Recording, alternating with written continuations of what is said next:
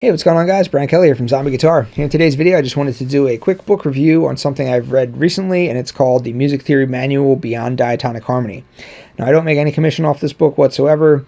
This is just a book that I've recently read, and the person who wrote the book, James Stelling, is a very cool guy. I go back and forth with him in this Facebook group, so I just figured I'd give his book a shout out, and maybe you guys want to check it out. The current price of it is only $6.99. Depending on when you watch this video, that price may increase or decrease, but as of today, it's only $6.99. Not very expensive, but I just really like this book, and in this video, I want to explain my reasons why. So first, you need to understand what the difference between diatonic harmony and non-diatonic harmony is. This book is about non-diatonic harmony. Diatonic harmony is key-based music. That is mostly what I'm into. That's mostly what I teach. 85 to 90% of my YouTube videos are about diatonic harmony. There's a lot to be learned and understood just within this framework of diatonic harmony. That just means key-based music, rock music, classic rock music, pop music, country music, metal, EDM. Most of the stuff that you hear on the radio is key-based music. Even if a song has chords in it that aren't necessarily all 100% in the key. Like if you take Hotel California, for example, that song's in the key of B minor. No one's really arguing with the fact that that song is B minor. But if you go and you look at all the chords that make up Hotel California, some of the chords are considered to be out of key. Like if you look at the chords of Hotel California, there's an E major in the chord progression, and then there's an E minor in the chord progression. So one of them has to be considered out of key, right? But as a whole, the piece of music is B minor. No one's really arguing with the fact that that is in the key of B minor. That's what I mean by diatonic harmony, or key-based music. So there's a whole lot to be learned there, and that is just, I consider diatonic harmony to be like the arithmetic of music. Arithmetic is super important. If you're going to move on to more advanced math, algebra, calculus, you really need to know your arithmetic. You have to know that. That's the fundamental stuff. You have to know that stuff inside and out. If you can't do 10 divided by 2, then you're probably going to have trouble with calculus, right? Non-diatonic harmony, that's kind of like the calculus of music theory. It just goes and goes and goes. It gets deeper and deeper and deeper. It just does not end. So yeah, so that's the analogy that I like to give for diatonic harmony versus non-diatonic harmony. So as we said, you take a song like Hotel California, it's in the key of B minor. Some of the chords are outside of the key, but it's B minor.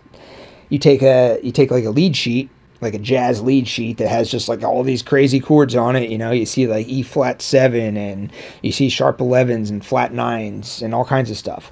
You're just like, nope, can't really define a key. Is that B minor? Well, that section looks like it might be in B minor. Oh, that section looks like it may be C major.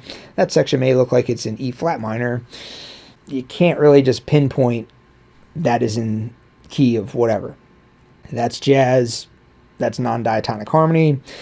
That's like the calculus of music theory, all right? It's next level stuff, and that's what this book's about. Now, I started following posts by this guy, James, 4 years ago. We're in the same Facebook music theory group. The music theory group, I'm going to keep the name out of it for this video, but there's about 400,000 people in this group as of now. There's tons and tons of, there's good information in there. There's bad information. There's drama. There's fights. There's 400,000 people in the group. You got to expect that, not everyone is going to be giving the best advice. It is what it is. But this guy makes posts, and every single thing he says has like mathematical logic to it. And that's what I like. That's how I teach. That's how I teach this diatonic harmony, the diatonic theory, which is what most of my videos are about. Everything that I teach has a reason for it. It's like, why do you play that scale in that scenario? There's your reasons. Here's an example right here. Is a D major chord in the key of C major, or is it not in the key of C major? Yes or no? Well, you look at the notes that make up the key of C major, C, D, E, F, G, A, and B. There's no sharps, no flats in the key of C major. You look at the notes that make up a D major chord, D, F sharp, A. One of those notes is not in the key of C major. So the answer to that question is no, a D major chord is not in the key of C major. That's what I mean by mathematical logic. Mathematical logic is pretty easy to apply when it comes to diatonic harmony. When you step into the world of non-diatonic harmony, that mathematical logic is not always so easy to apply, right? But this guy always finds a way to do that. There's always a reason for every single thing he says. He's like, okay, we use this scale over this chord in this scenario, and these are the reasons.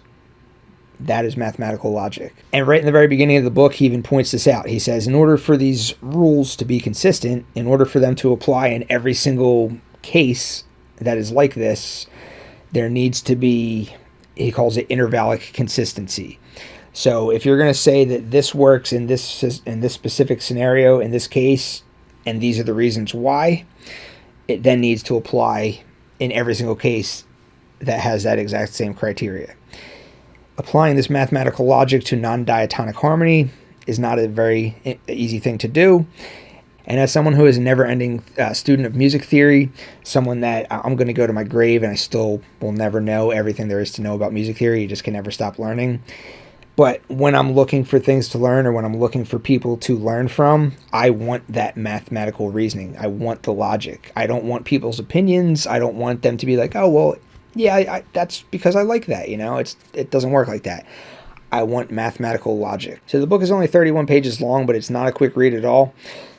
Again, I'm going to keep doing the math analogy. If you've ever taken advanced math classes or anything, calculus classes or anything like that, the way that you learn these different concepts is you read a little bit, you work through the example problems that they give you, and you have to make sure that you understand every single step of the problem.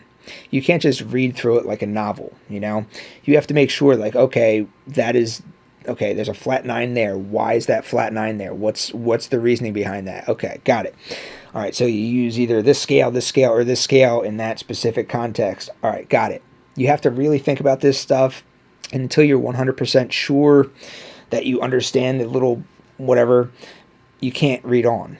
Because if you read on too quick, the rest of the stuff moving forward isn't going to make sense. So it's essentially kind of like reading through like a calculus book almost.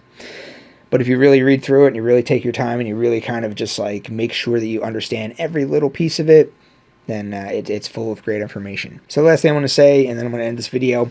So if you're still trying to wrap your head around this diatonic theory or this diatonic harmony, key-based music, if you don't know basic things like how chords are derived from a major scale, how chords fit together within a key, is that chord in key or out of key, and even like this is where modes are derived from. Like you have to understand a key signature to understand what Ionian mode means or what Dorian mode means, Phrygian mode, key-based music.